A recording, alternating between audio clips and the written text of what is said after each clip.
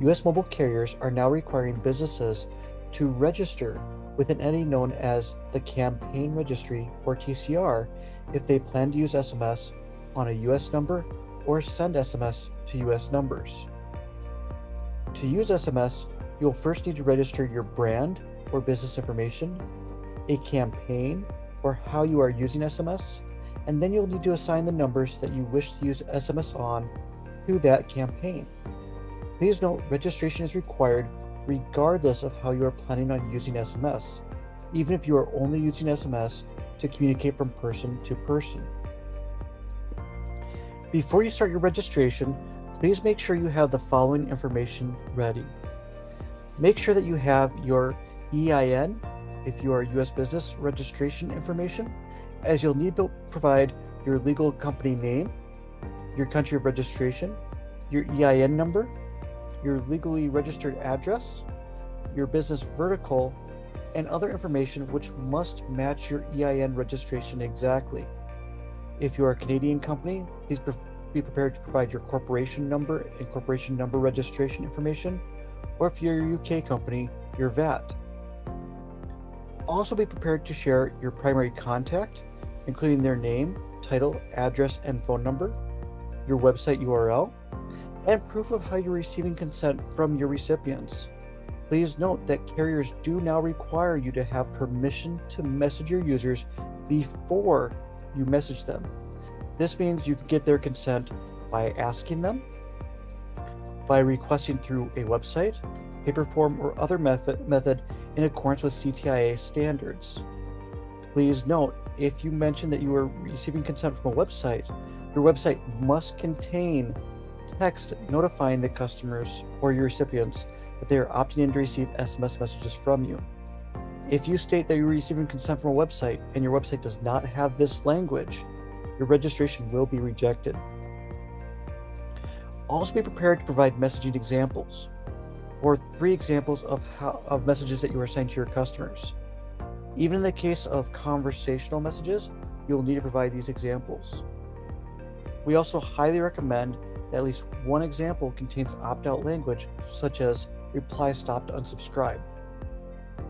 If you are sending informational or promotional messages and you do not have an opt-out in your examples, your registration will be rejected. To get started with your registration, please first log into the admin portal.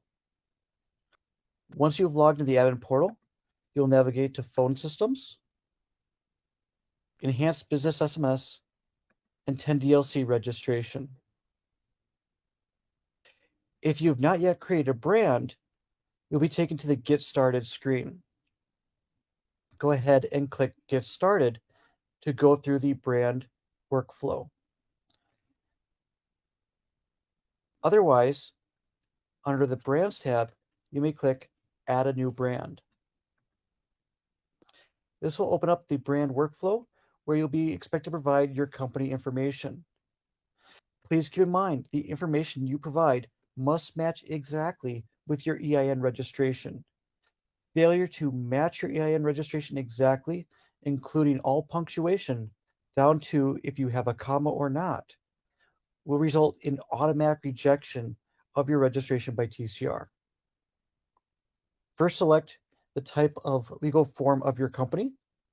For most customers, this will be a private company, unless you are publicly traded on the stock market, you are a 501c3 registered entity, or you are recognized as a government entity. Make sure that your country of registration and the country that issued your tax ID are correct. Provide your registration number. Provide your legal company name. Again, this legal company name must match your legal company name exactly. If I put Acme, Inc., and there is no comma in my registration, this will be rejected.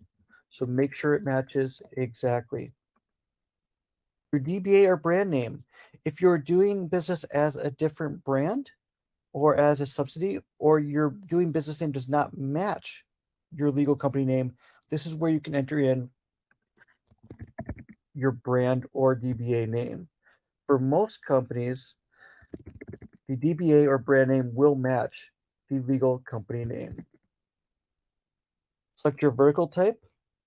Again, please make sure that the vertical that you select matches your EIN registration exactly, and list your website. If you are claiming to receive consent from consumers or from your recipients via your website, this is required.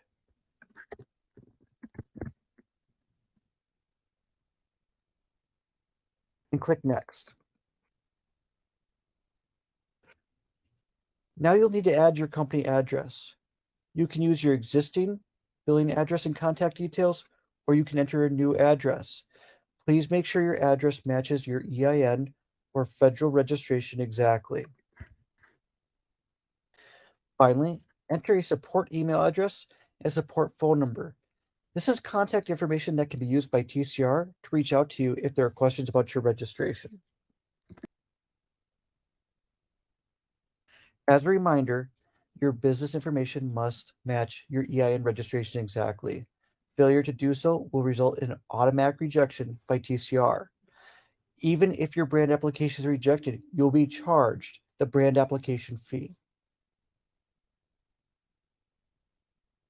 Once you are sure your information is accurate, you'll be provided with a breakdown of the cost for your brand registration, and you'll be able to proceed. Once again, please make sure all your information is accurate because you'll be charged this fee regardless if your brand is accepted. After submitting and receiving confirmation of your submission, it can take several minutes for your brand to be accepted or rejected. While pending registration, your TCR status will show as pending. If rejected, you'll receive an email stating why your registration was rejected, how to correct it, and you'll need to resubmit your registration and pay the additional application fee. Once your registration has been accepted, you'll see registered on the status. You'll receive an email stating that your registration has been accepted, and you'll now be able to add campaigns. To add a campaign, go to the Campaigns tab. Click on Add a New Campaign. If you have multiple brands or subsidies, select the brand or subsidy that you've registered from the dropdown. Now you'll choose which type of messages you're sending. Most customers will be sending conversational messages or messages between two individuals. If this use case best represents the type of messages you are sending, please select it. But please note, you are not able to send any automated, broadcast messages, or API-driven messaging. This means that if you're using the API to send your messages, or you plan on sending marketing campaigns to a list, or your automated messages such as appointment reminders, you cannot select conversational messages. In those cases, you'll need to select automated messages, even if you are sending a combination of automated messages and conversational messages. To start, we'll select conversational messages. Once I select conversational messages, I'll now need to select a sub-use case. And my choices are either conversational standard volume or conversational low volume. For conversational standard volume, this means I'll be sending over 15,000 messages a month. For conversational low volume, this means I'll be sending less than 15,000 messages a month and no more than 6 messages a minute. If I send more than 6 messages a minute, my messages may be delayed and would not go through. If I send more than 15,000 messages a month, those messages may be blocked, or I may need to re-register for a standard volume campaign. In this case, we're going to go ahead and select conversational low volume.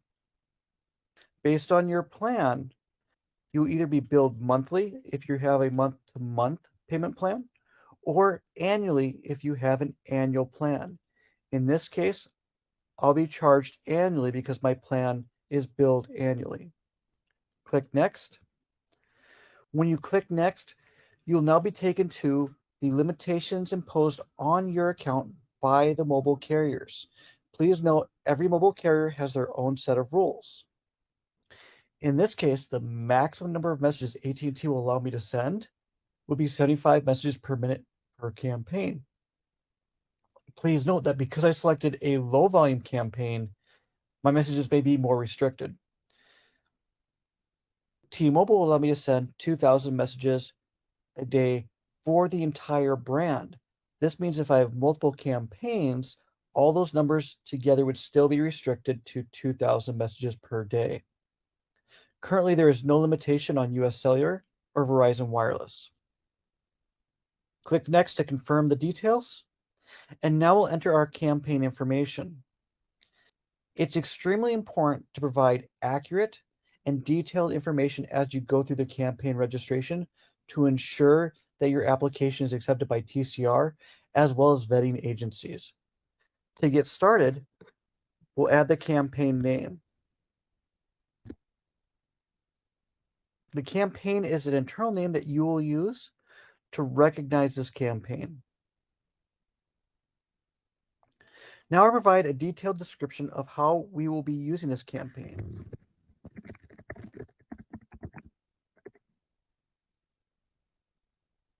As mentioned, consent is required before sending messages.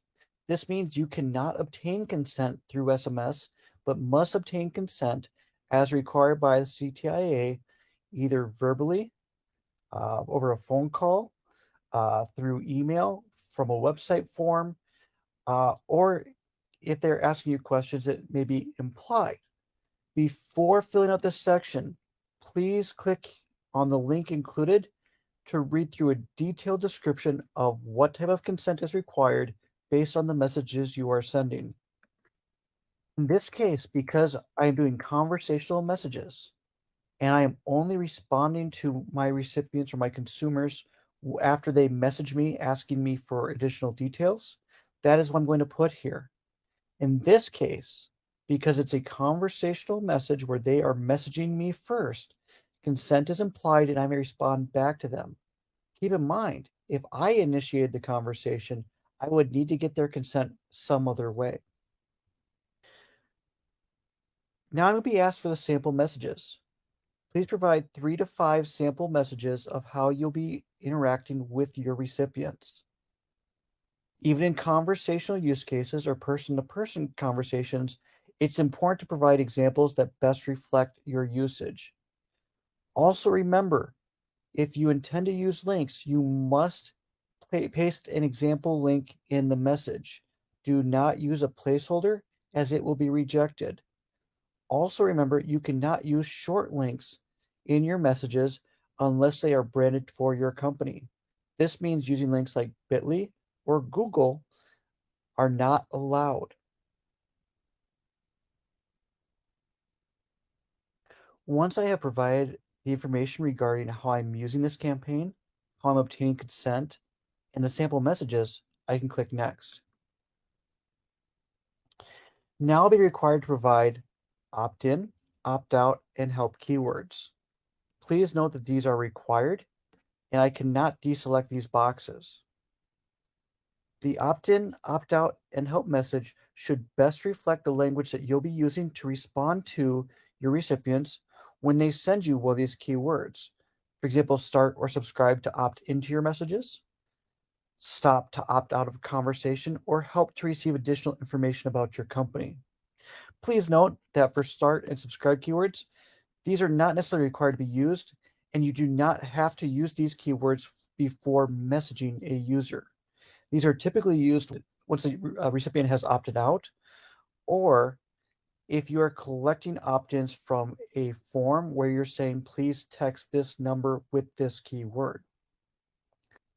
One new change is that stop is now required to be honored for all conversations.